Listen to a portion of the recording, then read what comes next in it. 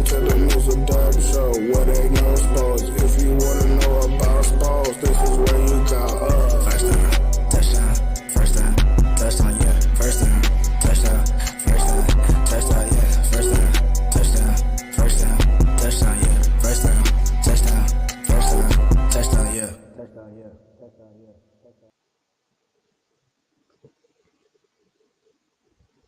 Hey, everybody. Hi. Do you know where your children are? Well, mine are in bed sleep Well, right hopefully now. I know where your children are. Well, that's a good thing. That's a good thing. Well, hi, America. How are you? Episode 107. Good grief. Are we there already? 107. Yeah, 107. And I think this is our fourth. I think this is our fourth live edition under the new format. Oh, we got, well, to our 3 viewers that are watching right now. Welcome. Wow. Hey. Please Welcome. Make sure to comment. Comment because we will respond. We're going to open up the show on our phones as well, and we will respond. If you got any questions or if you want us to talk about something, this is what this platform is for. So feel free. And again, like my brother said, welcome to the Mizzle and Dub Show. Yes. So week 2 is officially in the books. We had 2 games on Monday night, and one was both paces were different. First we'll talk about the first game. The Panthers give a great effort. Like I said, Bryce Young, I think, will be fantastic in this league. But the Saints had a little more than enough today to get the win, 20-17 over the Panthers. So the Saints, for the first time in a decade, start the season 2-0. And basically, to quote what Louis Riddick said, I mean, the Saints are 2-0 and they put up their C game. I would hate to see what would happen if they decide to play their A game, because there is too much tools and talent on that team. And by the way, next week, week 4, they get back their all-purpose running back, Alvin Kamara. He still has 1 game to serve. I thought it was 4. Suspension. But, it's 3. The Saints did enough to. No, it got reduced to 3. Well, at first it was 6 when they first initially handed out the punishment, but it got put down to 3 games. But nonetheless, Panthers get the win by a final score of 20-17. Panthers go to 0-2. Saints go to 2-0. It was methodical. They exchanged field goals, and then finally the Saints broke through by getting in the end zone, and then the Panthers finally got into the end zone late to get within a field goal. But Taysom Hill, their all-purpose Swiss Army knife, got a huge first down extension to basically end the game, and the Saints get the win 2017. You would think, just looking at some of the stats, you would think the Saints were blown out, because if you look at it, the Saints were very good on third down. They were 7 for 16 on third down. You typically win games when you're doing you're that. Thinking, how in the heck? Well, yeah, not just only that, you would dominate an opponent, because you're thinking, okay, 7-16 on third downs, and you only score 20 points, which you have to give credit to the Panthers defense for just holding them to 20, because that's a very high percentage of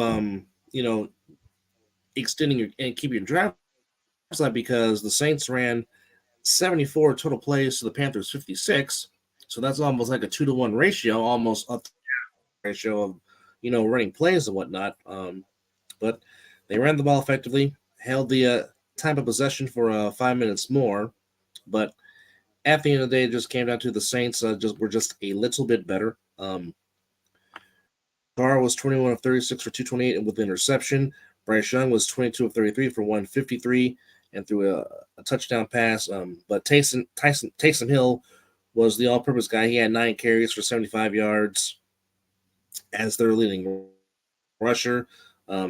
Chris Olave was Chris Olave, 6 catches for 86 yards. What's the rookie's the name? Panthers.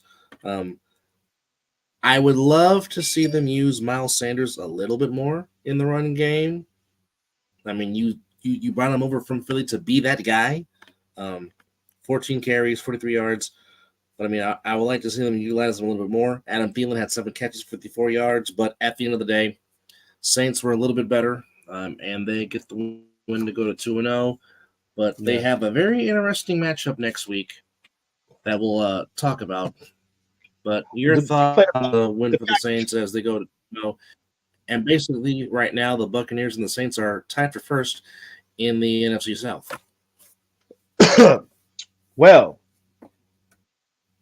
that was a tremendous football game. You know, I couldn't have obviously watch it, but I was listening to. I was going between both games on Sirius XM. Shout out for them for having those games.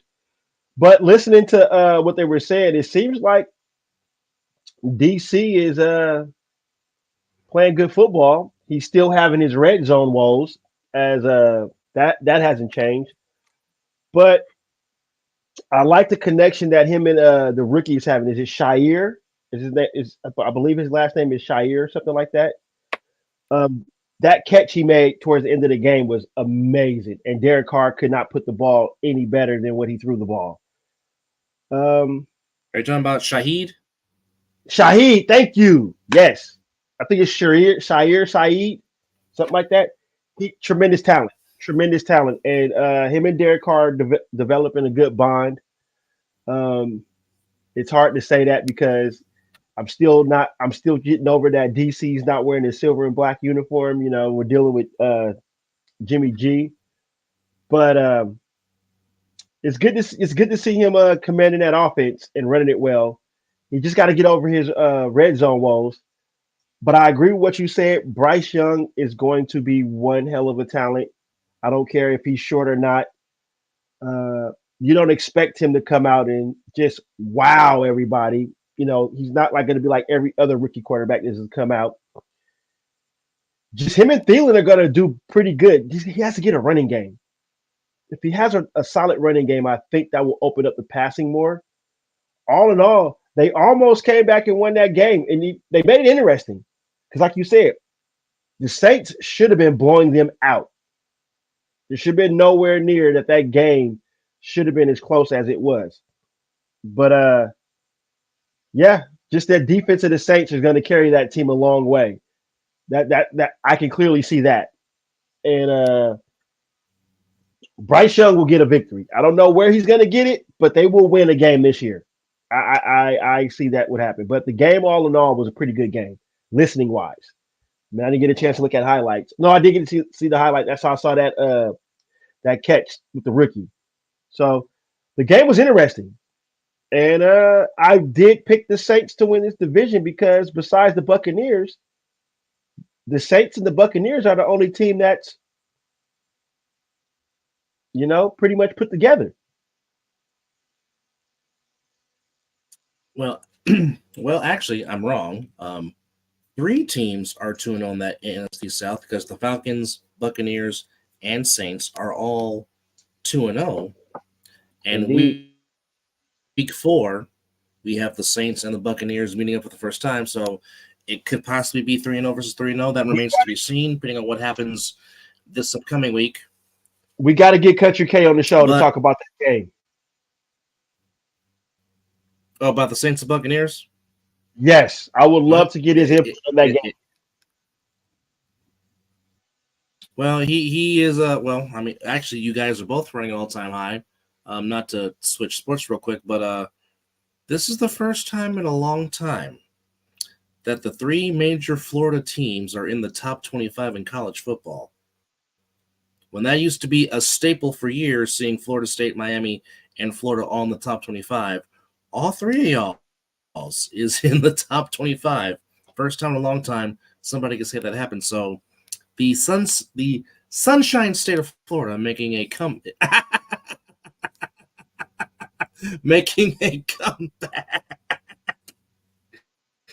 in the college football landscape.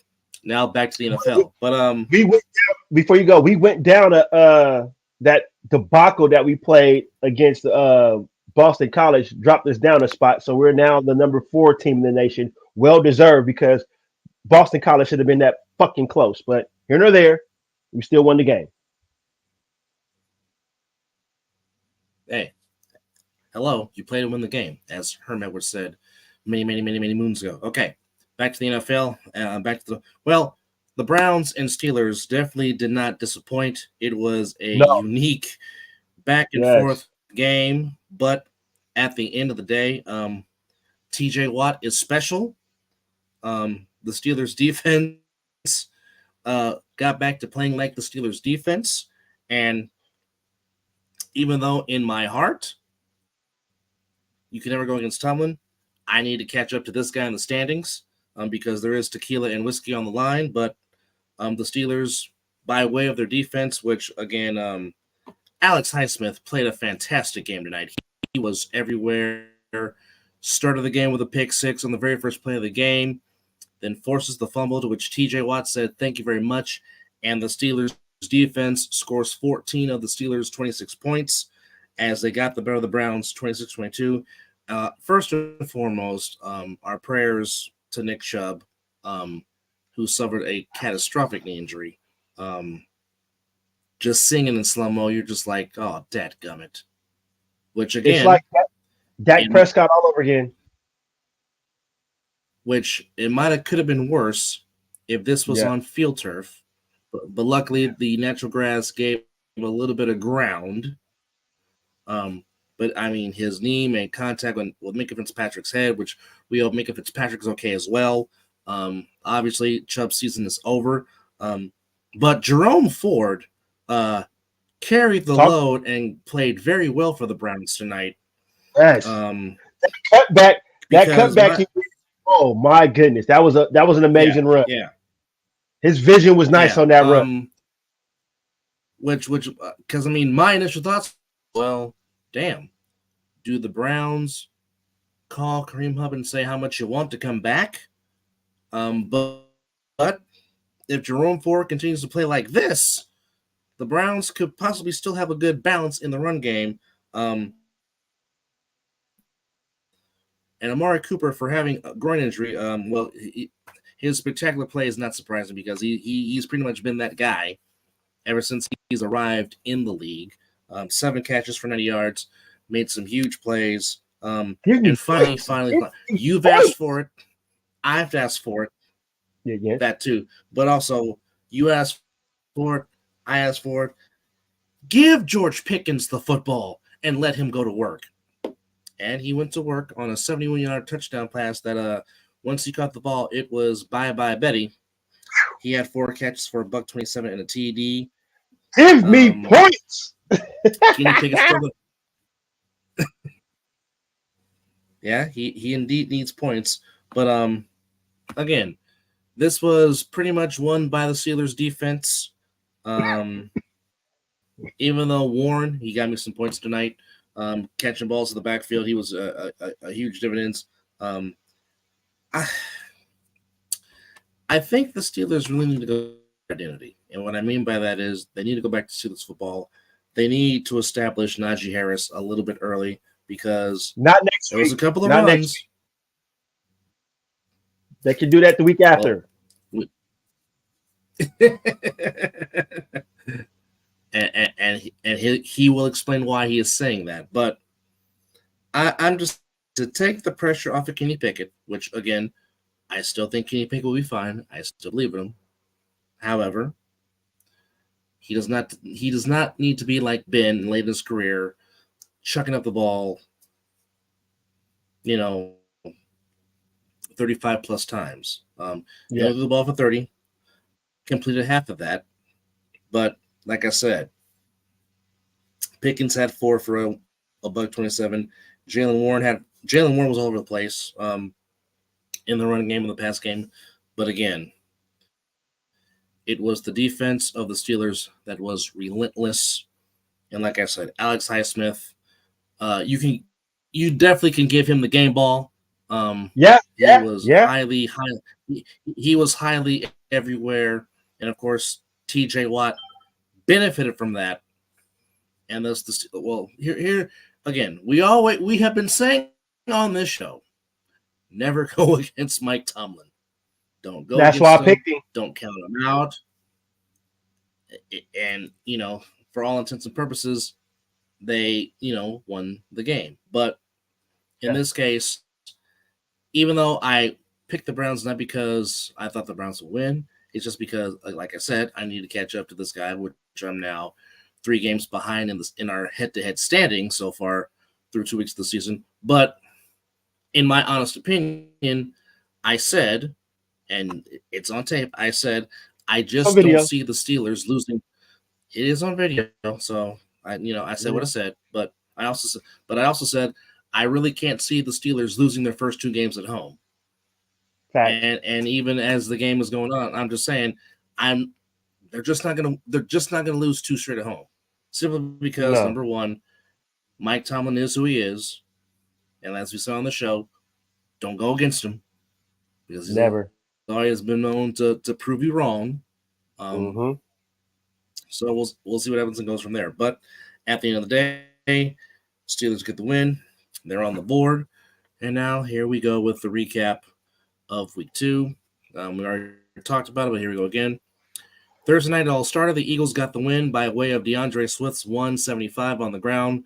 Eagles go to 2-0. They beat the Vikings 34-28. The Ravens got by the Bengals 27-24. So the Bengals, for some reason, the Bengals like to start 0-2, and then they decide to get their stuff together and eventually do what they do. Yeah, the switch apparently goes on. But for the Ravens, Odell gets hurt, but that's okay. Zay Flowers said, "I'm here. Throw me the ball. I'll go get it." Zay Flowers, like I said, he's going to be some problems. He had 4 for 62 yards, but it was Nelson Aguilar, 5 for 63 and a touchdown. It was running back by committee. Gus Edwards had 62 yards. Justice Hill, 41. Lamar had 54. But at the end of the day, the Ravens, 3 points better than the Bengals.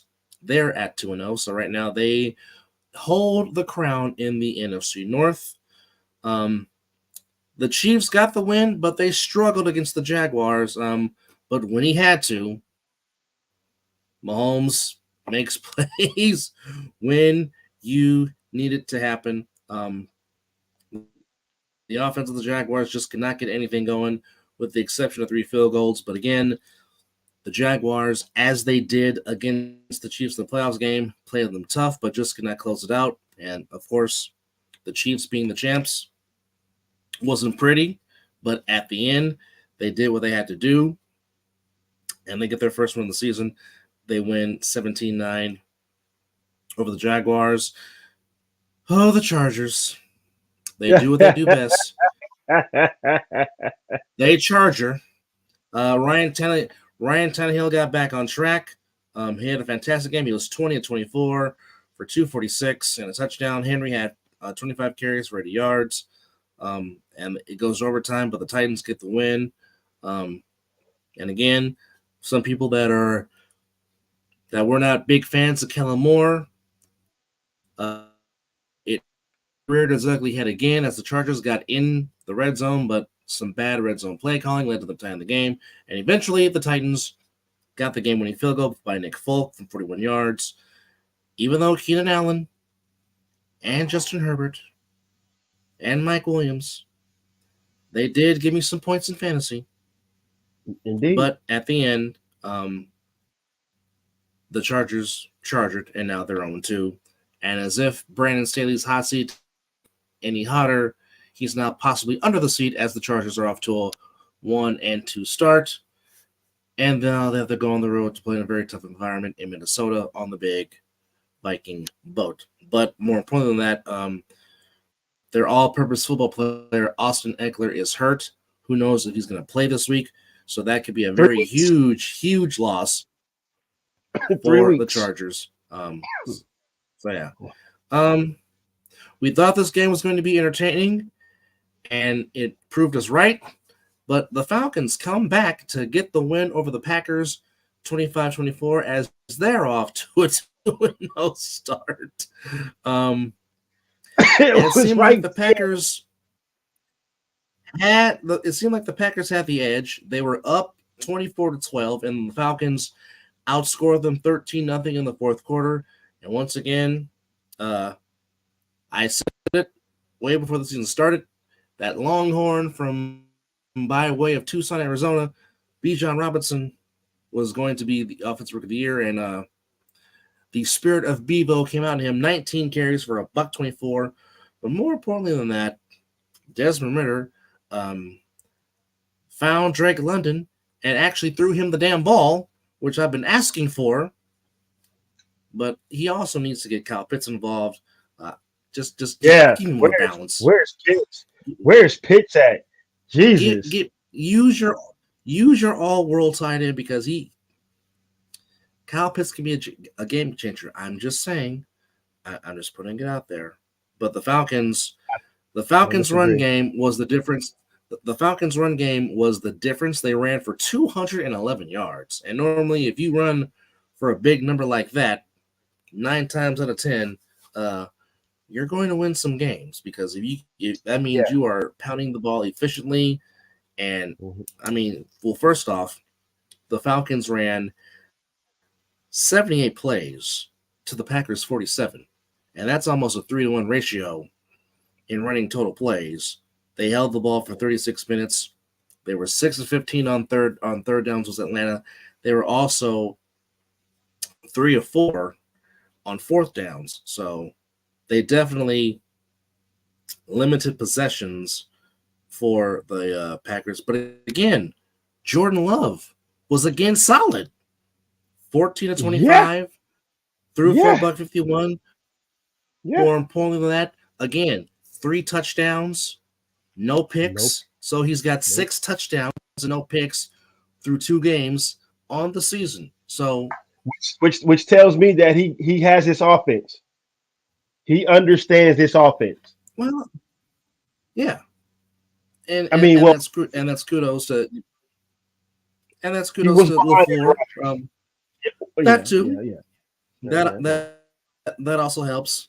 But also, they missed Aaron Jones, and you can tell because Aaron Jones was everything in week 1 against the Bears.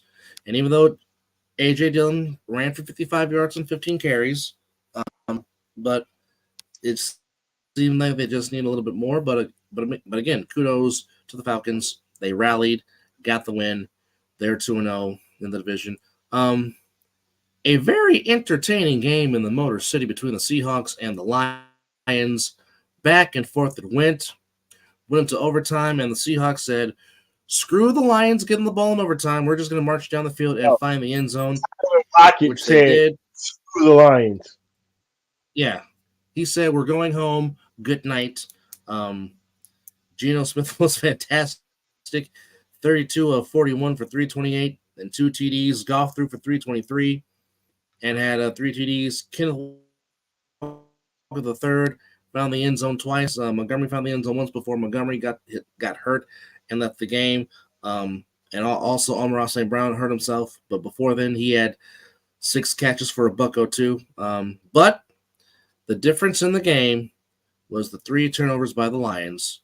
Yeah. Which a lot of times, if you turn the ball over 3 times, you're not going to win the game. Now, again, Lions came off a good one against the Chiefs. I know the Lions Den was excited for the home opener. And again, it was another entertaining game. But again, you can't turn the ball over and not force any turnovers and expect to win the games. But it was a good game. Went back and forth. The Seahawks bounced back after getting embarrassed at home by the Rams and get to 1-1. Lions are 1-1, but I think the Lions will. Lions got a tough game at home this week. It's going to be interesting. Okay. The Colts on the board, but unfortunately, it cost them losing their starting quarterback with a concussion issue. But the Colts do get on the board. No, by way of a strong first half, which the Texans, beg your pardon, the Texans outscore the Colts 10-3 in the second half, but it was the first half to which the Colts put up 28 points, which was enough to get the win. And Gardner Minshew, the mustache, which now has turned into a beard, played well. By the time he came in, he finished the game 19 of 23 for 171 touchdown. CJ Stroud threw for 384, threw for 2 touchdowns. Although, if you're D'Amico Ryans, you don't need to see your young quarterback throwing the ball 47 times in a game.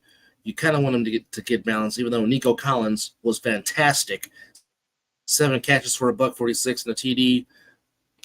But you want to see them utilize Damian Pierce more, their second-year back from Florida. Yeah. Only ran the ball 15 times, only had 31 yards. You definitely want him to ease CJ Stroud into throwing the football. Well, the way the league is going right now, it's a passing league. So 47 it is 47 times that's kind of fine. I mean, this is only week 2. Everybody is still trying to find their balance. Trying to get, because a lot of teams didn't play their starters. And I don't want to say that the first 2 weeks are still preseason, which technically, if you're a sports fan and you've been watching sports previous to now, first 2 weeks are still kind of preseason for some, because their starters didn't play in the preseason. So they're still trying to get accustomed. That's why the penalties are high. What's really going on, you're starting to see a lot of injuries to big name players as well. So I want my team to win, but the first 2 weeks, I kind of really don't judge, especially the way they're structured the preseason now. Now, back in the day when, we were young whippersnappers, 4 preseason games, 2-a-days, practice in pads. You are out there hitting each other. That's how we got prepared for the season. The quality of football was good, So now I'm trying to get accustomed to this. Go ahead. And just to pick up what you're saying, but the more important thing was you weren't seeing all these non-contact injuries because their bodies and their tissues and their muscles were used to getting hit in pads, which is why, as you would say back then, the quality of play was okay. It wasn't we need a game or two to get our stuff together. We were ready week 1. And of course, as you said, the floor back in the day, the third preseason game was always the dress rehearsal, and the starters would play a full half, 1 series into the third quarter, and that was that. Now, and the fourth preseason game, you don't get that. After the third one, that was just everybody showcasing. Because like you said, the third preseason game was the dress rehearsal. You play a half. You get your body accustomed to getting hit and running a full half of football. Now, like you said, this is I would say, since they did this is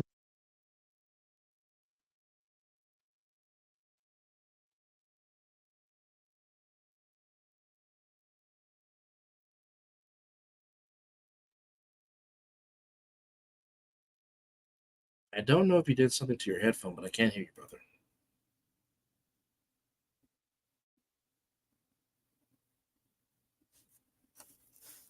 We apologize for the technical difficulties.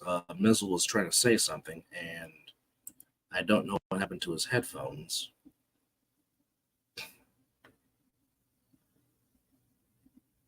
So we will try this again, as he was making a very good point, talking about preseason and how back when we were younger, there was 2-a-days, you're practicing in pads. As you know, under the current CBA, you really don't have that many padded practices, and which is why you're seeing a lot of non-contact injuries. But the Colts do get the win by a final score of 31-20. But again, Anthony Richardson left the game, got a concussion. Gardner Minshew came in to substitute, played well, and the Colts are on the board going 1-1. And they let's just say next week the Colts opponent, they'll be getting a lot of middle fingers and a lot of language from a certain fan base in a certain city. All right, Mizzle appears to have his phones back on. Mizzle, try to say something, see if I can hear you.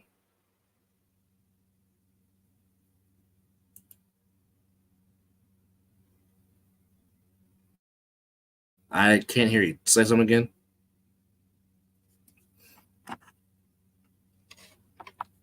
Nope. I can read your lips, but I can't hear anything.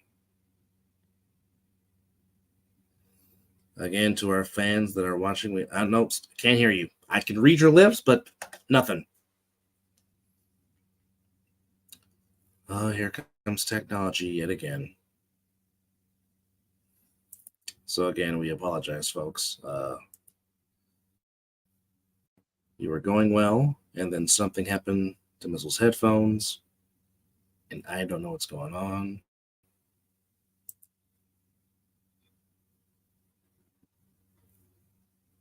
Okay, he doesn't. Okay.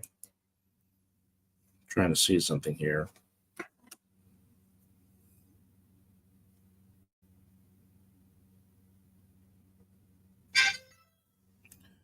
All right, well, while he tries to get his headphones together, continuing on what's going on in the NFL here in week 2, as we're about to preview week 3, the Tampa Bay Buccaneers get their second straight win as they beat the Chicago Bears in their home opener by a final score of 27-17. Baker Mayfield had a fantastic day throwing the football as he kept feeding Mike Evans the ball. Baker Mayfield was 26 of 34 for 3. Yes, I can hear you. He is back on the audio. And here we go. We apologize for that, folks.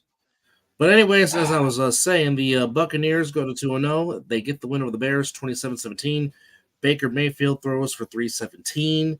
But it was Mr. Evans. Have yourself a day. Mike Evans, 6 catches for a $171. As Mike Evans just shows you why he's been one of the most consistent wide receivers since coming into the league from Texas A&M University. But Rachaad White, 17 carries, 73 yards. DJ Moore had a solid game for the Bears. He had 6 catches for a $104. Like I said, the Bears will have better days, but today it was all about the Buccaneers.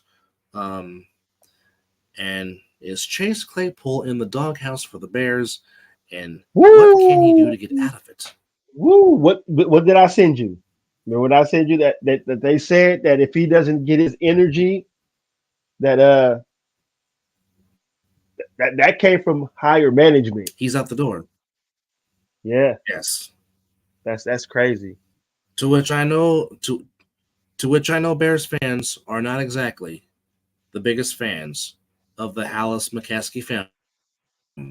That's been documented by Bears fans that we know forever, because they will call them, as sometimes I like to call my ownership in Santa Clara. Sometimes, well, back then before they got John Lynch, cheaps.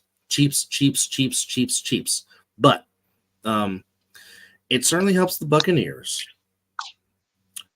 when you are 8 for 15 on third downs. That normally means you are continuing drives and you're moving the ball down the field. And the Buccaneers, a solid 2-0 start, which again, one of the biggest Buccaneer fans we know, Country K of the All Pro Jaffos, is certainly trying to promote to the world that Baker Mayfield can definitely bake, and he did on this occasion, throwing for 300 yards. Yeah. I'm still trying to understand this next game. Because it looked like the game was over after the first half. Oh. The Cardinals could do no wrong. The Giants could do no right. Understand what I'm about to say, folks. For those that didn't watch the game, the Arizona Cardinals were up 20-0. 20-0. After 30 minutes of football, it was 20-0. Fred Flintstone could not do a doggone thing. I don't know what Brian Dable said in the locker room, but whatever happened, the Giants arisen. Big Blue got their ish together, and they outscored the Cardinals 31-8 in the second half. Now, understand, when the Giants started their comeback, the score was 28-7. I'm going to say this again. At the 9:34 mark in the third quarter, Marquise Brown scored a touchdown pass from Joshua Dobbs, to which Dobbs did play well for the Cardinals. He did in this game. It was 28-7. Then before he unfortunately got hurt, which he's going to be out, I think, 2 to 3 weeks, which is unfortunate because I was looking forward to seeing him play this Thursday. Saquon Barkley found the end zone twice and then got hurt. Initially, it didn't look good because the look on his face on the sideline, you thought it was, oh no, is he out for the season again? But it's not. And it's a high ankle sprain from what we. Yeah, it's a high ankle sprain, so he's going to be out at least 2 to 3 weeks. Because with a high ankle sprain, you never know. You just have to rest to just rest it before you even want to test it. But Fred Flintstone, aka Daniel Jones, threw for 321, threw for 2 TDs. Barkley had 17 carries for a touchdown. Also had a receiving touchdown. Hyatt, the rookie from Tennessee, had 2 catches for 89 yards. Darren Waller had 6 for 76. Darius Slayton 3 for 62. So Matt Breida will try to carry the load, even though Daniel Jones ran 9 times for 59 yards and had a TD. But some people say that the Cardinals are purposely sucking for Caleb Williams, for lack of a better term, or tanking for Caleb Williams, for lack of a better term. Something I don't want to preach to my team. I mean, I know there's the possibilities of him out there, but I know if it was me and I'm the head coach, I'm trying to win. I'm not trying to tank. That's just my feeling. Now, if the roster's crappy, and you just try to coach him up to the best of your God-given ability. But if I have talent on my team, in which the Cardinals do have some players, I mean, James Conner was phenomenal on Sunday. Ran the ball 23 times for a $106 and found the end zone. So James Conner is definitely playing like he's a man that has lost his natural mind. But kudos to the Giants for coming back and being the Cardinals. But for the Cardinals, you should not blow a 28-7 lead. So I don't know. You tell me your thoughts, because I just don't know. Well, I can honestly say that I can sit here and tell a Cardinals fan that I understand, because last year the Cardinals did that to my Raiders. We were up 20-0 on them at their half. And guess what happened? They turned around and came back and spanked us. We lost multiple games up 20 points. So I know the pain of what they're going through. Well, that was before Kyler Murray got hurt. Right. And so I was saying that was before Kyler Murray got hurt. Yeah. They just didn't keep their foots on their throat. That's all that was. That's typically what happens in games like that when you lose a 20-point lead. You did what it took to get the lead. Now you stop doing what it took to get the lead. Your organization knows that well. You were up in the Super Bowl, and then you stopped doing what it took to win the Super Bowl. So, Tom Sewell. I'm just saying. Once we get a soundboard, that soundbite of Tom Sewell with the that's going to be a mainstay on the show. I'm just trying to tell you. I gotta find it. I'll find it. I'll research it and I'll upload it on this thing. Anyhow, battle between the Cowboys and the East Rutherford Jets turned into what we thought it would turn into. The Cowboys defense was once again spectacular. Dak Prescott didn't have to do too much, even though he was very efficient throwing the ball. 31 of 38 for 255 and 2 TDs. Tony Pollard, 25 carries for 72 yards. But once again, Sedarius Slam, better known to y'all as CD, just continues to be that dog in the, as Michael Irvin would say, the 88 club. 11 catches, a buck 43, 13 catches a pop. But the Cowboys' defense was just everywhere. And once again, I'm just going to say Micah Parsons, that is a grown man. He's going to be the focus in 2 weeks when my team sees him on Sunday night. But the Jets left some plays out there. I mean, it's going to be a tough road. They're 1-1 on the season. And I mean, it's going to be a rough stretch for the Jets. It just is. Yeah. Any thoughts you want to add to that, sir?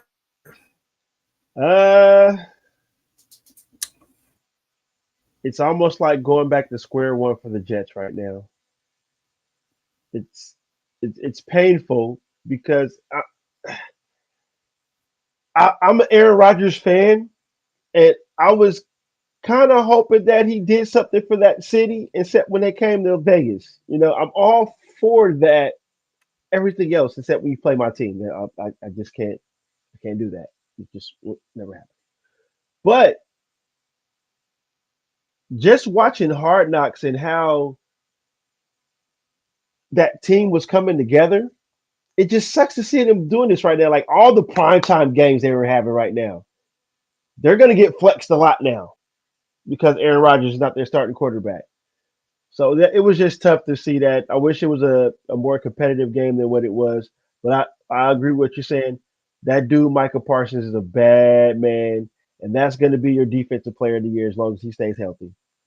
If nothing goes wrong injury wise, and he continue to play the way he's playing, you might as well just he is what we thought he is, and just give it to him. And well, lo and behold, there is a third team in the NFC East that is 2-0. They just happen to go by the name of the Commanders. The Commies go into Denver, go into Mile High, and steal away a victory because it almost got away from them. But they Sam Howell was very solid, 27-39, 299, 2 TDs. Brian Robinson Jr., 18 carries, 87 yards, found the end zone twice. They were up 35-24, but Denver rallied. And as Tom Jackson always used to say on NFL Primetime, on a Hail Mary, what do you do? And he'd always say, knock it down. Somehow, Brandon Johnson ends up getting a gift from a volleyball tip, and the Broncos capture the Hail Mary. Which you're thinking, what did I just see? And I actually saw that live. I was at my boy Chris Vera's house. Shout out to Chris. I was at his house watching the festivities of week 2, and we're watching this live, and I'm just like, and I'm like, Booker T, tell me, I just did not see that. Tell me, I just didn't see that. But at the end of the day, it was like, well, okay. They still have to go for 2 to try and even tie it, which the Commanders deny them. And the Commanders, their first 2-0 start in a long time. Denver starts 0-2 again. And again, here comes the questions. Is this it for Russell Wilson? Is he done? Because it's just the Broncos have too much talent at wide receiver with Courtland Sutton, Ken Hamlin, and Jerry Jeudy. Yeah. To be underachieving on offense. And then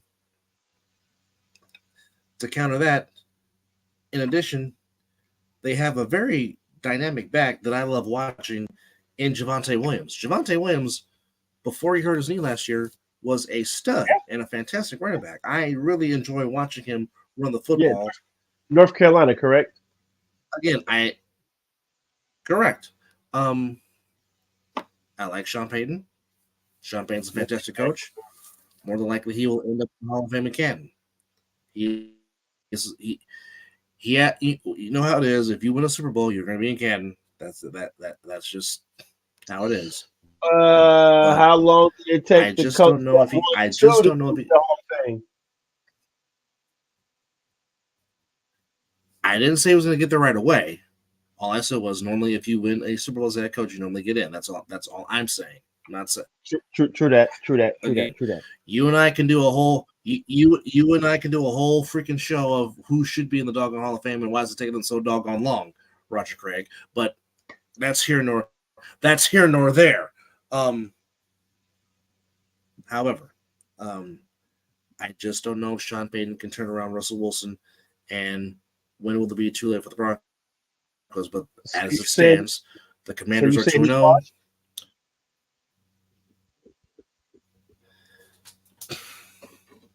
Well, Russell Wilson, I know for a fact, he puts in the work. He watches the film. Yes. As we know, Father Time is undefeated. But something is not clicking in Denver, Colorado. Something's not clicking. I don't know what that is. Because like I said, there is too much talent on defense, on offense, for the Broncos, in a sense, to be underachieving. Now, of course, the Raider and you hopes they go 0-17, and I get it. So this is pleasing to your side as you give the golf clap. But I'm just saying, from an analytical standpoint, the Broncos have too much talent on offense to be this is true. Underachieving. That's all I'm saying. But this is true. 2-0 is 2-0, 0-2 is 0-2. That's just what it is. The Miami Dolphins are 2-0, and the Patriots are 0-2. And again, I'm going to be this guy. People keep calling Bill Belichick, but some people call him the GOAT. I don't, because again, as I have said, okay, look at his record before Brady. Look at his record with Brady. Without Brady, he is still an under 500 head coach. I just want to keep pointing that out. He was under 500 with the Browns when he had Bernie Kosar, Vinny Testaverde as his quarterbacks. His first year in New England, he went 5-11. Okay?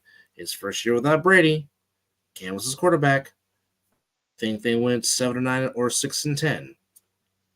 Something around that, yes. Around that. So again,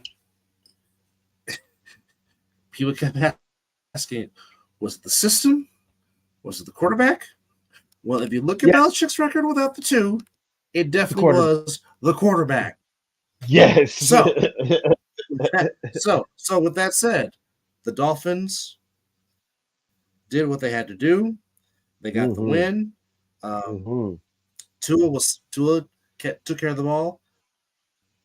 21 of 30, 249, a touchdown interception, but it was Raheem Mostert and the running game that carried the Dolphins to victory. Mostert had 18 carries for a $121, 2 TDs, averaged 6.7 yards a rush. I'm going to say that again. Raheem Mostert averaged 6.7 yards in his 18 carries against the Patriots on Sunday night. So again, Raheem Mostert just showed you he can do it. What he can be if Mike McDaniels decides to utilize him. Now, just imagine when Jeff Wilson Jr. gets back and he can complement Raheem Mostert with that 1-2 punch that they have in Miami.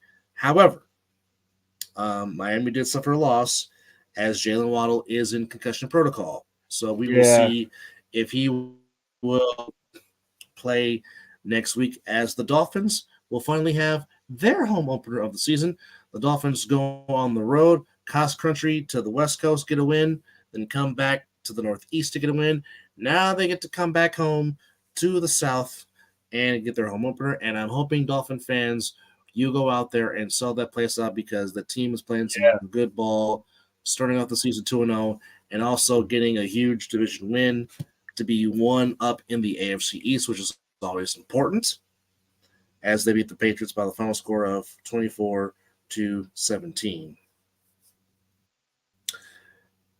And what you didn't want to happen, as you said, the good Josh Allen came out to play, and you wouldn't have thought that after the Raiders' first drive because the Raiders took the ball on their opening drive and marched down the field beautifully to go up 7-0, and then it just went down there. I mean, it was still in range 21-10 at the half, but then it just went away in the second half. So, Mizzle, um, being the honest Raider fan that you are, what exactly happened against the Bills? What exactly went wrong against the Bills in Everything. Orchard Park, New York? Everything. Okay. Name it. Okay. No pass rush. No established run game. I mean,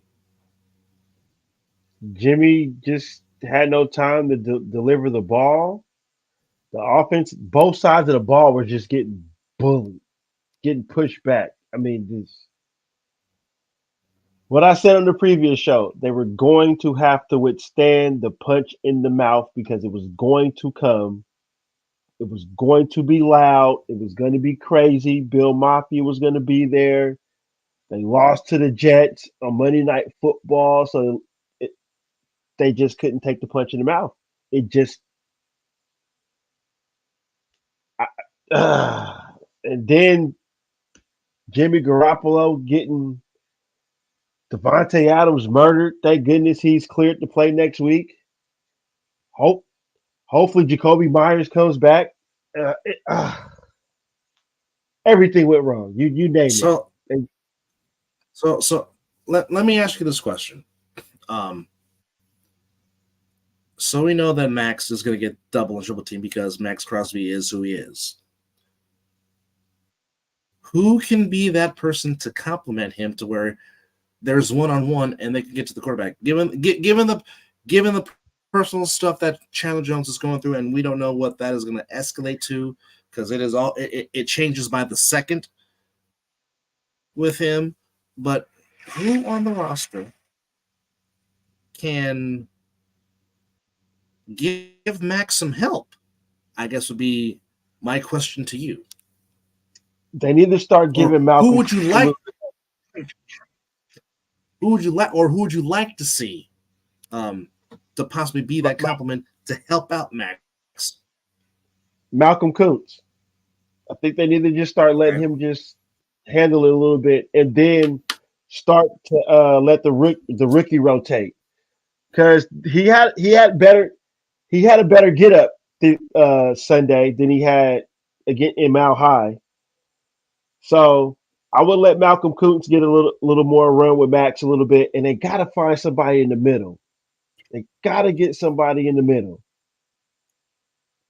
because if they're going to double team Max, which they're going to, and the other guy is not getting his 1-on-1, that means that guy in the middle got to get his 1-on-1.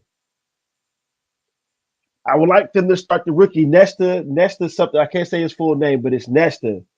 He can play the middle pretty good. They need to give him a little bit of run. And it might be time to find somebody to get on the other side of Marcus Peters. Because Jacorian Bennett is going to get picked on every time. And there's some good wide receivers in this division. And you know what the Chargers are going to do. They're going to put Mike Williams or Keenan Allen up on that rookie. And if he ain't handling his, it's going to be a long day. So I would like, but to focus on the question you asked, I would like for them to let Malcolm Kuntz get a little bit more run. That will work for me.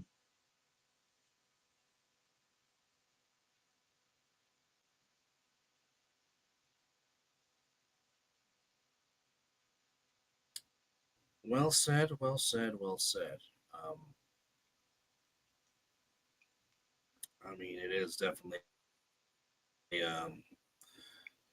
And it's no time to panic. It's no time to panic. It's 2 weeks. No. Well, again, when you're starting when you're starting the first 2 games on the road before you come back home, at least you want to get at least one win, which they did, and more importantly than that, it was one win in the division. So you're one up in the AFC West, which if you were to say, okay, you're going to go 1-1, but that one win's going to be a division win, you will take that 100% of the time. You'll take it, because that means you're one up in the West. So again, as you said, it's week 2. They're 1-1. They're not 0-2, and we know what the stats are since 1990. If you start the season 0-2, you more than likely won't make the playoffs. So they're week 2, nothing to panic about. So as we turn the page to week 3, well, actually, before we do that, you got to talk about your team. Go ahead and talk about your team. Go ahead. Santa Clara is still Inglewood's daddy. I don't know why the Rams kicked a field goal at the end of the game as Mizzle needs his mouthwash. I think the only thing I will criticize my team about is the fact that Kyle Shanahan.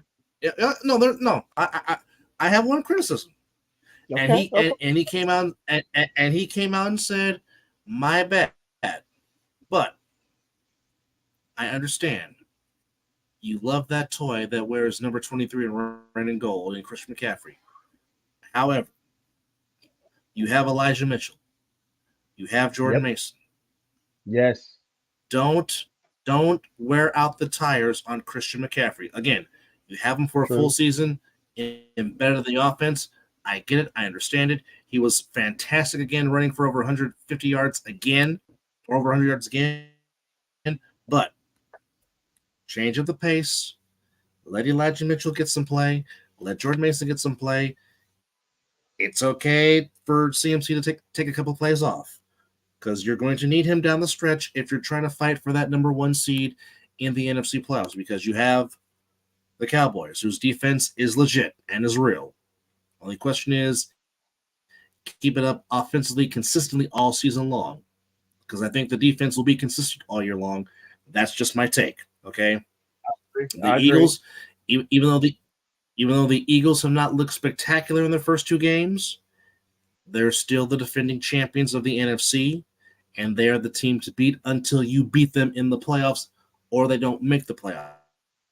So those 2 teams off bat, you're going to have to worry about, because the Eagles are the defending champions, and the Cowboys' defense and Micah Parsons is as legit as they come. However, I'm really running out of superlatives to say about Brock Purdy. The kid just gets it. He's not scared of the moment, because, the Rams, like I said, Matthew Stafford's elbow looks healthy, and he looks like the Stafford he has been his whole career. Now, yes, he was in a very giving mood. We will say thank you for the 2 interceptions that he threw, but Nakua is spectacular. What he's doing in his first 2 games as a rookie is outstanding. Tutu Outwell, again, all I'm going to say is this. When Cooper Kupp returns, and you have Cooper Kupp with Atwell and Nakua, I'm just saying the Rams offense with Kyron Williams, because Kyron Williams was a problem in the first half for the Niners defense. He was. But then again, this is what happens when you play your division opponent. Things like this happen. Some people say, well, the defense got exposed. No, it's not the defense getting exposed. You see your division twice a year. So they're going to know you better than anybody, and you're going to know them better than anybody. So it's really not about scouting report. It's just a matter of who can execute their plays better. Yep. And in this case, the Niners get them again. 9 straight wins in the regular season. 9 wins in the last 10 games against them. Of course, the one game was the most important one because that was to get to the Super Bowl, which the Rams on that day got the better of them. However you want to be it, but again, Purdy was solid. Niners put up 30 points for the second consecutive week.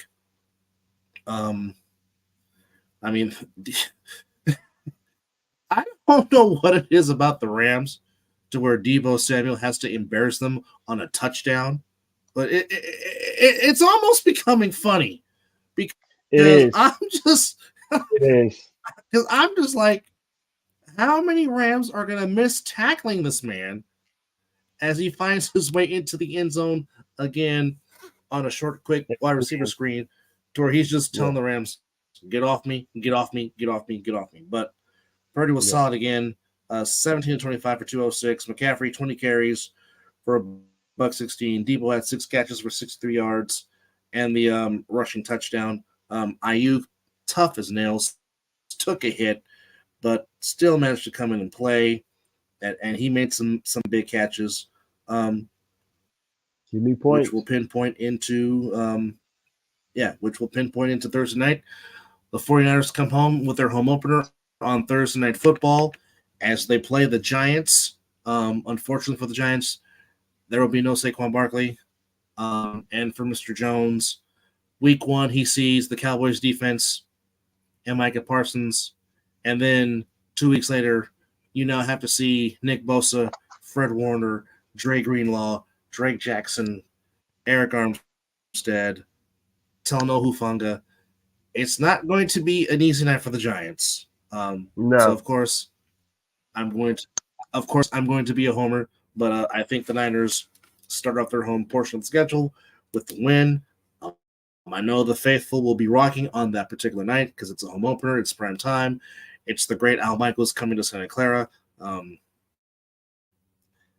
have the Niners beating the Giants in the home opener, and you can go ahead and throw up in your mouth. Or not. I don't know.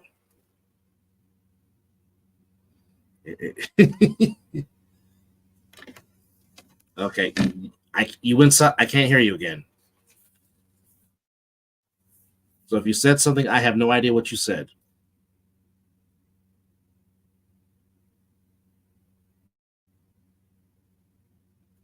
And I still can't hear you.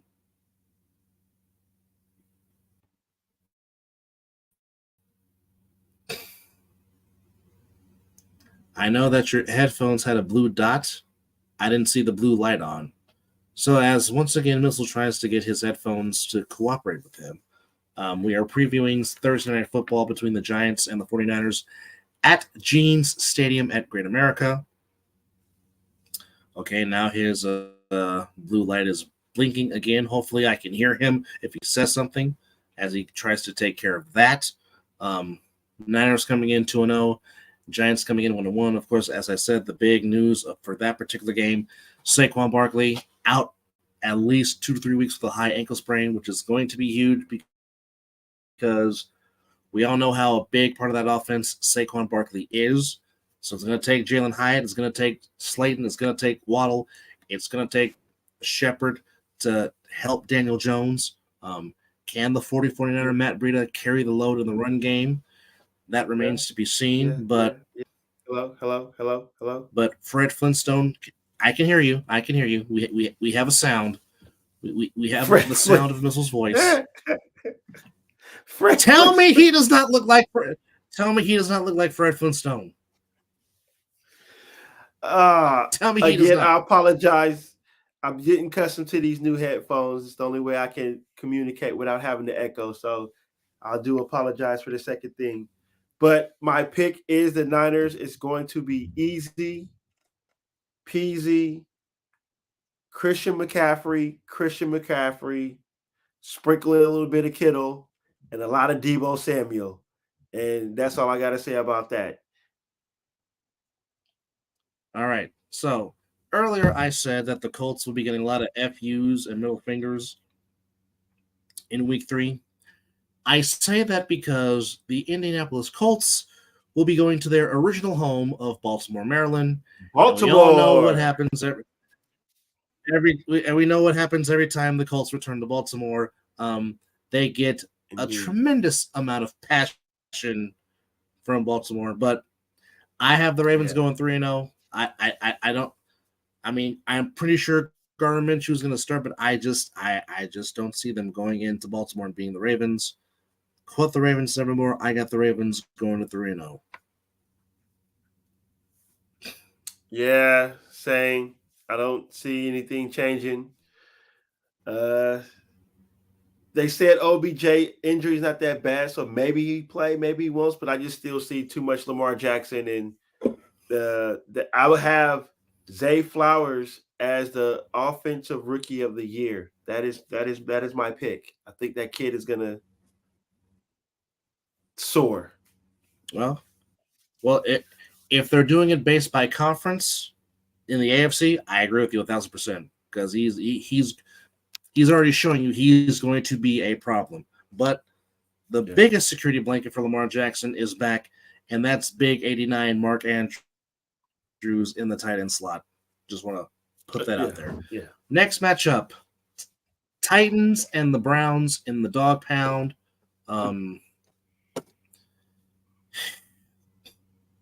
You never know which Ryan Tannehill you're going to get. You really don't. It goes from week to week.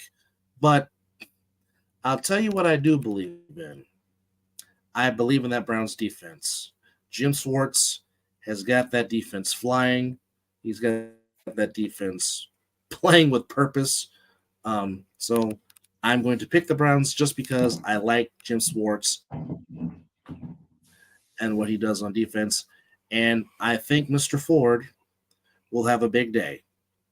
But I'm going with the dog pound at home to beat Tennessee.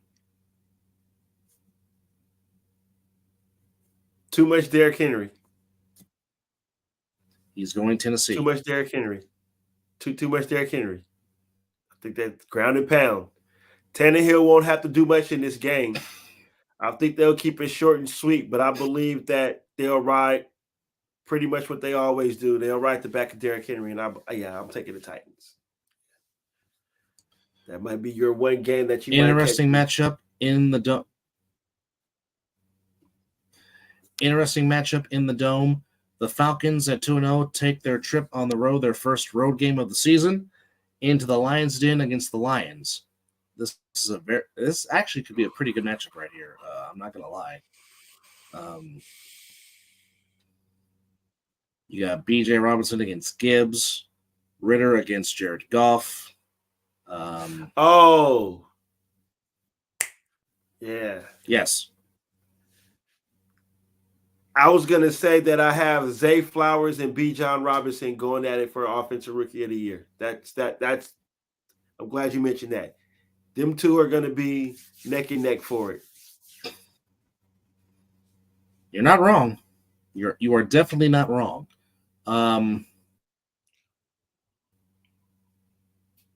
Who you have in this one? Because this is a tough one to pick. Because I like the trajectory that both teams are going in, but this is just hard. This is a hard one to pick for me. I just want to be a fan and watch this one. This is it. I agree. But we have to pick it though. I know. I think I'm gonna go with the Lions for a bounce because it's in Detroit, correct? Correct. I'm gonna go with the Lions for a bounce back game, just before the disheartening loss that they took playing the Seahawks. I'm gonna go with, but I can see where the Falcons can win this game because I can see that they're gonna finally try to establish Kyle Pitts because that front four for the Lions will get a pass rush, and they're gonna make Ritter try to get rid of the ball quick, which he could, and use Bijan Robinson. But I'm gonna still go with the Lions. All right, you go ahead.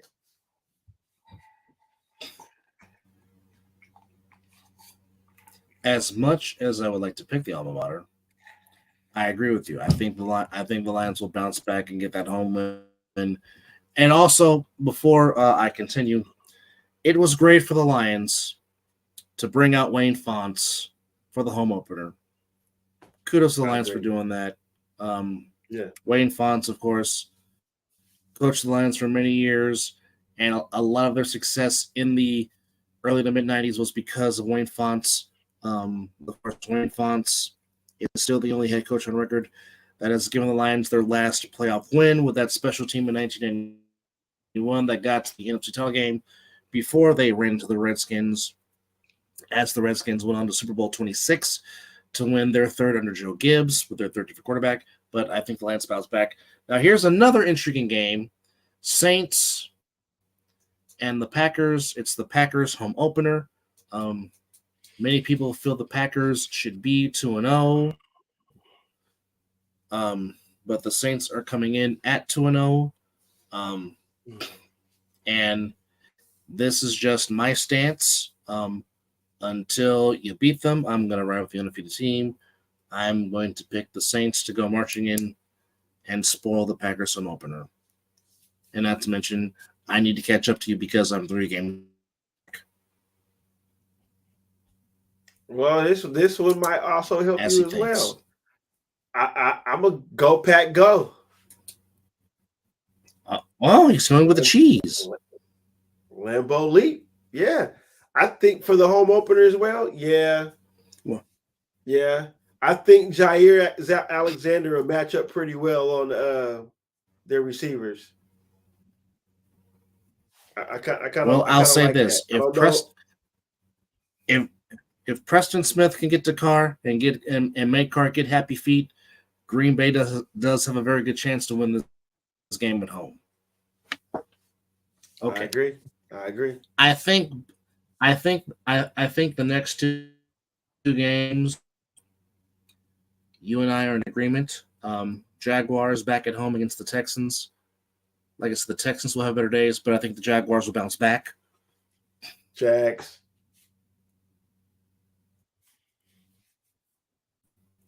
for sure. And the next game, Dolphins, their home opener against the Broncos. I'm picking Miami. I don't see the train falling off for the Dolphins in their home opener at all. Yeah. And of course, again, I'm not picking the silver and black. I'm not picking Elways. Why would I do that? Hit him where it hurts. All right. They picked the Broncos to finish better than my Raiders. No.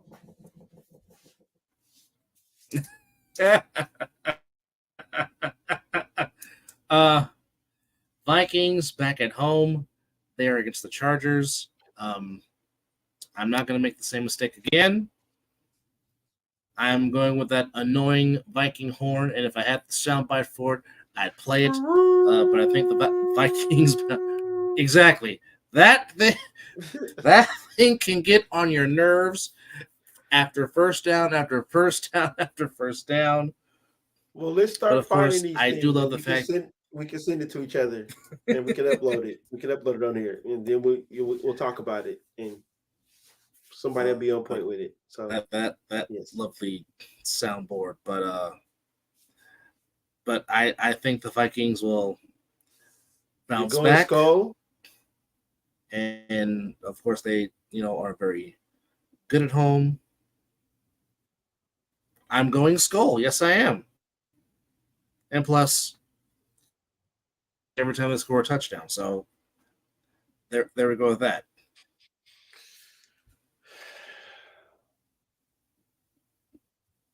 I have a question for you. What's that? Who on the Vikings defense are going to handle Mike Williams, Keenan Allen? I forgot their tight end. I believe his number is 7. Who's going to guard them? I get what you're saying. I do. But these are the Chargers, Eckler, though. And the Chargers are going to. Yeah, I get it, but the Chargers are going to Charger. And what are they going to do if they keep hearing this? That. If they keep hearing that all day long. Yeah, I'm going Vikings. I thought something in me would have picked the Chargers, but it's just not gonna happen. So yeah, I'm going Vikings. He's like,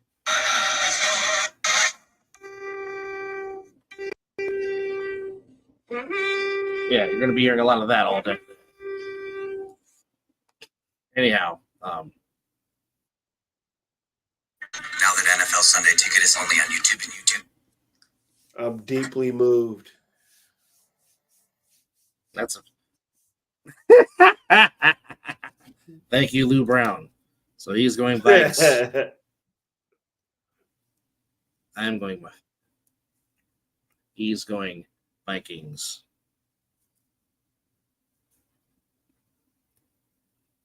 But that is a big ass horn, though. I'm not gonna lie. Well, the Patriots at the Jets. Patriots 0-2. Jets 1. As Orange Cassidy makes his first appearance of the broadcast. Truthfully, this is a game I really don't want to pick. I really don't either. I don't. But for the sake of picking,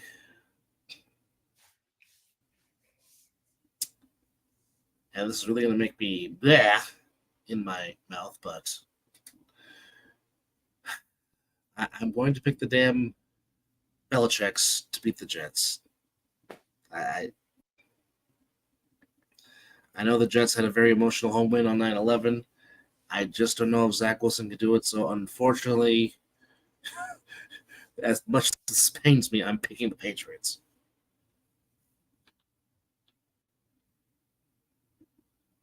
As he scratches his braids.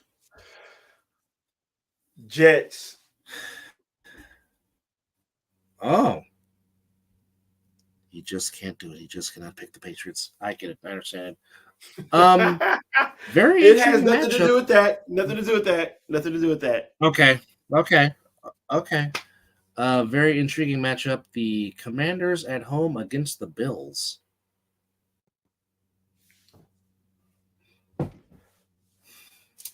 That doesn't get any easier.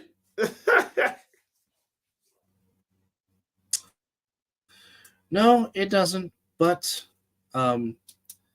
even though I do like the way the Commanders are playing, if the Bills play like they did this past Sunday, it's hard to beat them. So I'm circling the wagons. I'm picking the Bills.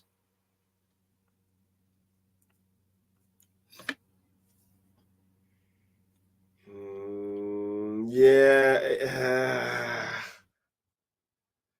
I don't know. I think Landover might get. Yeah, I'm gonna go with the Bills. I'm gonna ride that cab. I'll pick the Bills as well.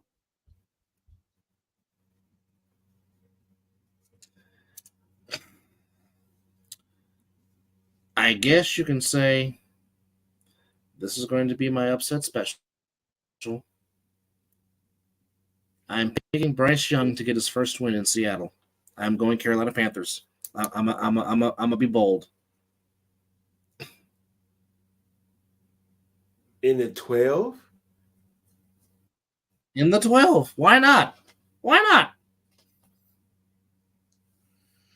Like I said, with Gino, I am three games behind. I'm 3 games behind you. I need to try to make some magic happen. I'm going Gino. Give me the Hawks. I need them to keep pace with your punk ass team.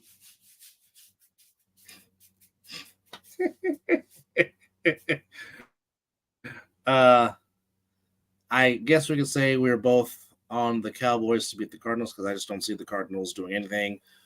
Josh Dobbs might be seeing a whole lot of Micah Parsons on Sunday. They might go 0-17. Oh, wow.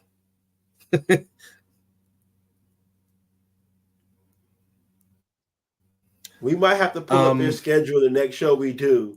And I can tell you the Cardinals. We can just pick the Cardinals all the way through. I don't see them winning a game. Oh wow. Oh goodness. Well, I know who you want to win in this next game.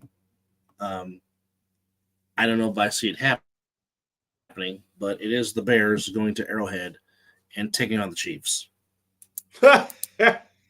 Hey, Justin Fields cannot see the field right now.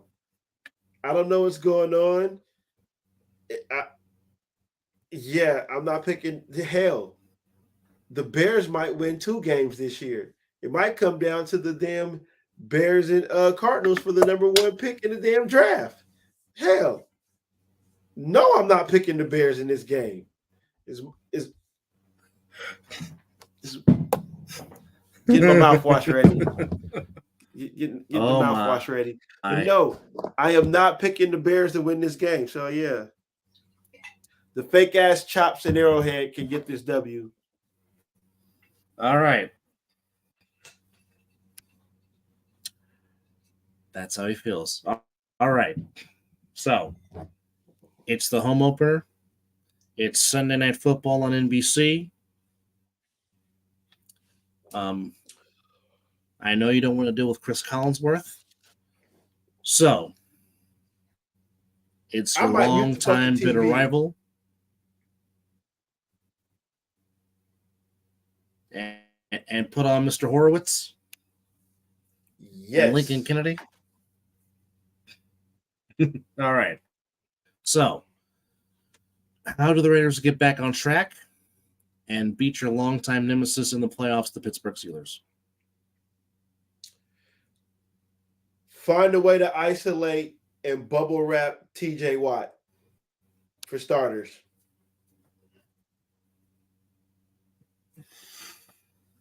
That's the number 1 thing right there. Second, get the running game going. If it's mixing in Jacobs and Zamir, even though Zamir put the ball on the turf, you can't put the church's money on the ground. That's a big no-no as a running back or anybody. But definitely try to find a way to isolate TJ Watt, establish the running game. Let's hope and pray that Jimmy does not throw any hospital balls to any receivers. Feed off that week 1. I mean, that's not week 1, excuse me. Feed off that drive that you did against the Buffalo Bills, or excuse me, Orchard Park Bills. Feed off that drive. Look at the film. After that, you just take that film and you just throw that shit away. We're definitely not going to look at that film for this game. Yeah, we're definitely not going to do that. Look at the drive you did against the Bills. Try to replicate that. And get a pass rush. Give me more Malcolm Kuntz. And make sure if Pickens is on Jacorian Bennett, you slide help over there. If it looks like it's going to be passed, you slide help with Jacorian Bennett. Go for it, sir. Well, I will say this. If you're looking for a silver lining in the clouds and you pinpoint the running game, you can run on this Steelers defense. You can, because the Browns last night, as a team, the Browns ran for 198 yards, and they averaged 5.7 yards a carry. Now, the Niners against the Steelers in week 1. If I can find the box score there. Okay, so the Browns ran for 198 against the Steelers in Heinz Field. The Niners in Heinz Field against the Steelers ran for 188 yards, averaged 5.5 yards a carry. So far, through 2 games, the Steelers have been susceptible to the run. And you know JJ wants to go off And JJ is foaming at the mouth wanting the ball because he is a lot better than -2 yards on 9 carries. So he's going to be like, give me the ball. Let's go. Well, that's what also happens when would be behest to them. You're holding out. He's not game ready yet. So hopefully by this game he's game ready now. But I need protection for Jimmy. Let's just open the damn playbook, man. Let's get these guys rolling. And I need somebody other than Max Crosby to go touch I can't think of the quarterback name right now. But it'll come to me later. Cody Pickett. Excuse me. Yeah, Cody Pickett. Yeah, let's get some pressure on him, and hopefully it'll be more Raider fans in the state. Kenny Pickett, yes, Kenny. Hopefully it's more Raider fans in the stadium than it is Steeler fans, which I know is pretty much going to be probably 50-50 or 70-30. But we gotta bring the noise. And I am picking the Raiders to win this game, though. I believe that. And it's not going to be on Daniel Carlson's foot. I think. Okay. I think Garoppolo is going to have a bounce-back game. He'll have a little more film to work with to know what these receivers are working, how the receivers are moving. Because, again, no excuses. But Jimmy didn't have no training camp. He was still recovering from the foot injury. So this is still him going on the go right now. So I believe right now, game 3, Jimmy go look at that film because Hunter Renfrow was open damn near a lot. He missed Adams a lot too. But again, he didn't have enough time to survey the field. Blase. I think we ride the ship. It's gonna be a hell of a game. The Steelers are gonna give us hell, but I got the Raiders by 6.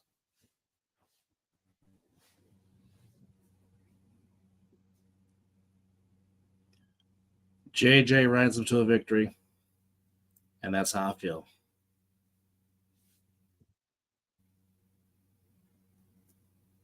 We should be at that game. 2 Monday night games again.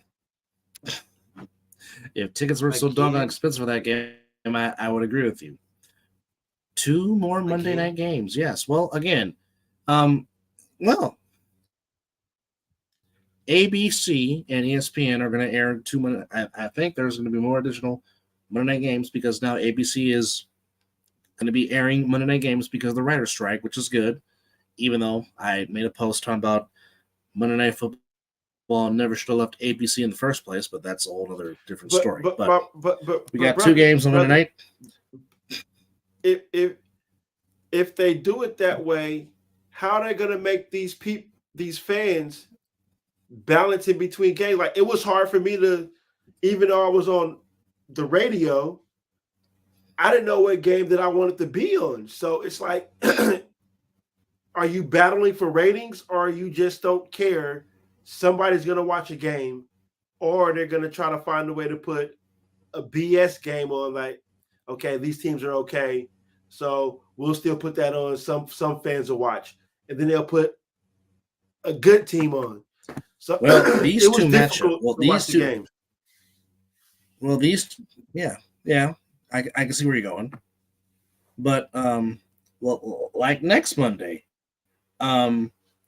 You got 2 games that are very intriguing. So the first game at 4:15 on ABC, 2-0 versus 2-0. The Eagles travel to the pirate ship to take on the Buccaneers. I have not been impressed with Philadelphia in these first 2 games. I'm going with the upset. I'm picking Tampa Bay. I think the Buccaneers go to 3-0. I do. Are we gonna do is okay? Never mind. I'll ask the question off air. Eagles, Buccaneers. You're saying you're picking the Bucks. Is that what I heard? I'm picking Tampa Bay. I am picking the Buccaneers, yes. Philly has not.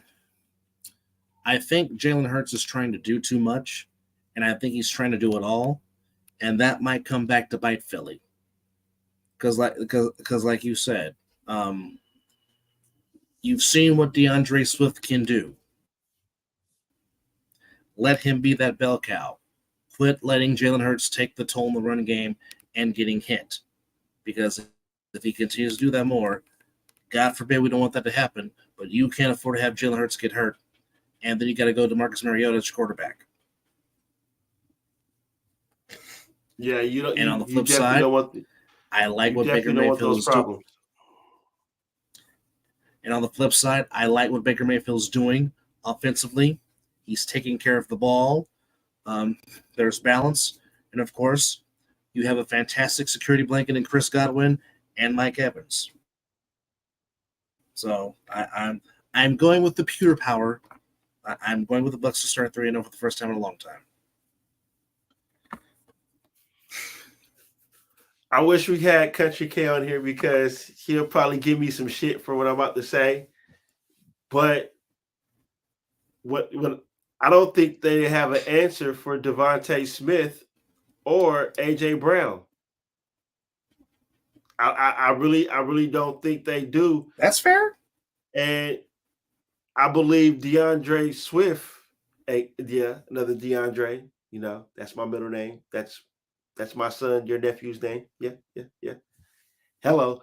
I believe DeAndre Swift is going to have a tremendous he's going to back up the last game he had.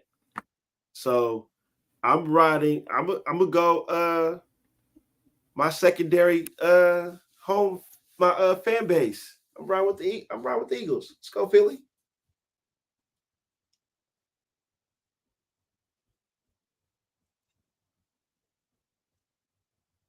He will say, "Fly, Eagles, fly." And the game on ESPN, rematch of Super Bowl 56, the Rams and the Bengals in the jungle. I am not picking the Rams because the 49er in me just can't do it.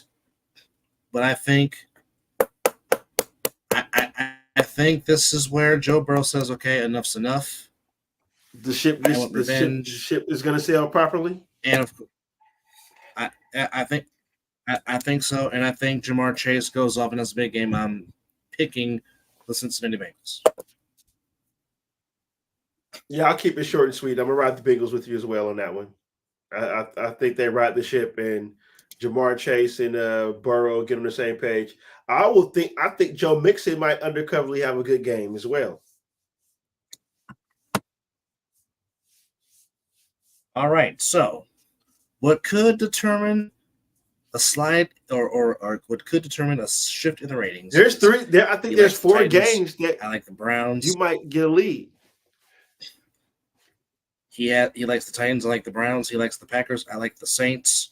He likes the Jets. I like the Patriots. He likes the Seahawks. I like the Panthers. He likes the Eagles. I like the Bucks. So we will definitely pay attention to those four games as we up to approach starting on Thursday in Santa Clara, California. Again, he is 21-9 coming into the season. Or coming into week 3. I'm 18-12, so we will see what happens from there on out. But anyhow, as always, we'd like to thank you for watching our show. Hopefully one day we will get somebody to comment when we're live. I think once we'll do a day show, and we always appreciate it. We'll get it. Yeah, probably a day show or a mid-afternoon show. But again, to those that did chime in and watch us for a little bit, we appreciate it. We do. Again, we love all our subscribers and we love all our viewers. Like I said, we do this for y'all's entertainment, and we appreciate it. And pennant races heating up, wild card slots up for grabs. 2 divisions have been decided. The Orioles and Rays have punched their ticket into the playoffs, but they are still battling for the National League East. The two Texas teams and the Mariners battling it out for the American League West. The American League Central is all but decided, with the Twins more than likely coming out of that division. And the Cubs and Brewers independent race for the American League or the National League Central division. But also one of the all-time greats. Shout out to Adam Wainwright, who got his 200th career win last night in a very disappointing season for the Cardinals. But Adam Wainwright, who's been a Cardinal lifer forever, part of the two championship teams with the Cardinals in 2006 and 2011. But kudos to Adam Wainwright. 200 career wins. And he will be a natural in the broadcast booth when he decides to hang up, because normally he has done a fantastic job with Fox in the booth during the playoffs. So he definitely will be a natural in the booth when he decides to hang up. But I just want to give Wayno his due. He's been fantastic, a fantastic career. It's been solid. 200 career wins. Kudos to Adam Wainwright.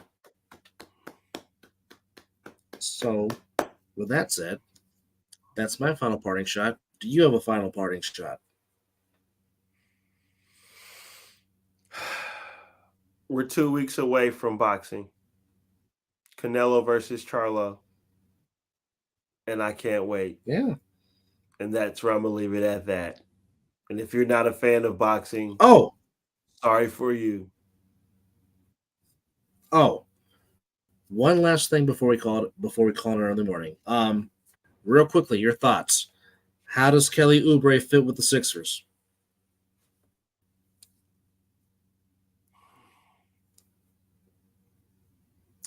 If he can stay healthy, that's like an energy, a spark coming off the bench.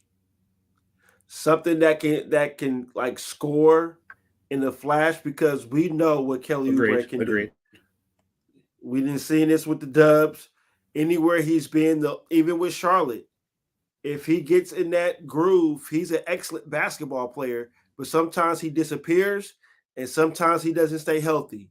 So I don't know what Kelly Oubre the Sixers are getting, but if we get the Kelly Oubre that can stay healthy and contribute, then I like the odds what he can do and fit with this squad.